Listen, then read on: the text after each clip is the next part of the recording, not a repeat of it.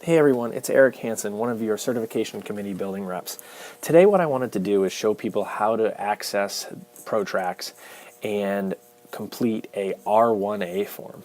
R-1A forms are a fancy acronym for the form that you need for prior approval for any activity, workshop, or professional development that you're going to use towards certification.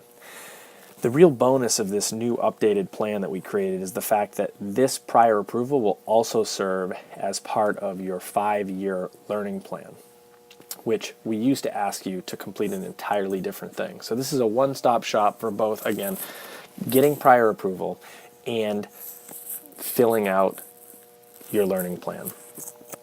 To do that, you're going to log in to protrax.com.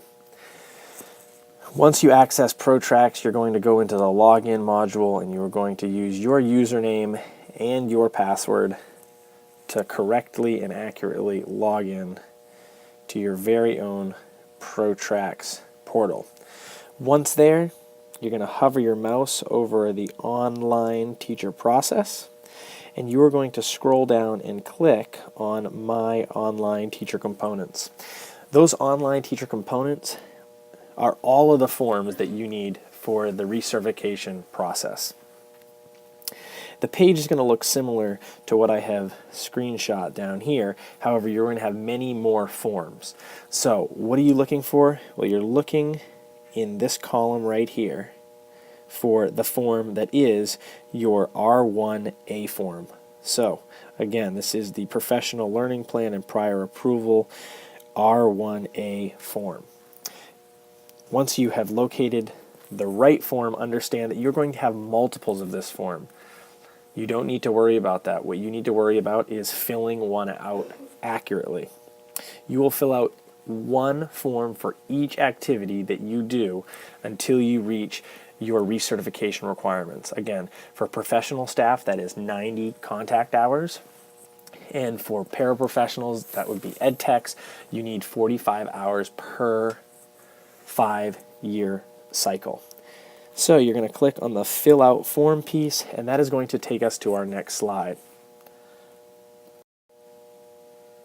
All right, once you have selected fill out form, again, just verify that we're talking about the same form here.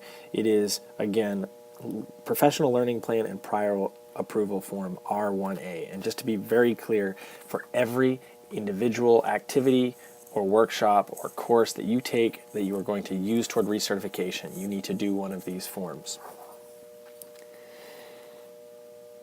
From there, it's pretty self-explanatory. Name of course, workshop, and activity, name of instructor, date of completion. After that, we ask that you link your activity to one or at least one of the main 10 teaching standards.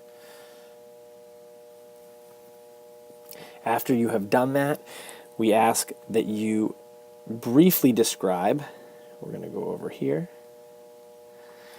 briefly describe 250 words at maximum how this activity or learning is going to connect to one of the main 10 teaching standards. If you need a little help with the indicators for those main 10 teaching standards, they're located on our, or I should say embedded in our district plan and handbook, which you can access on the RSU site, or you can just go to the Department of Ed site and look up the main 10 teaching standards, the professional standards for teachers. After you have linked this briefly, you're going to check off the I submit my signature box and save and finalize. Once you have saved and finalized, this is electronically going to go in a certification, I should say a district certification committee inbox that we will review at our next meeting and either approve or deny.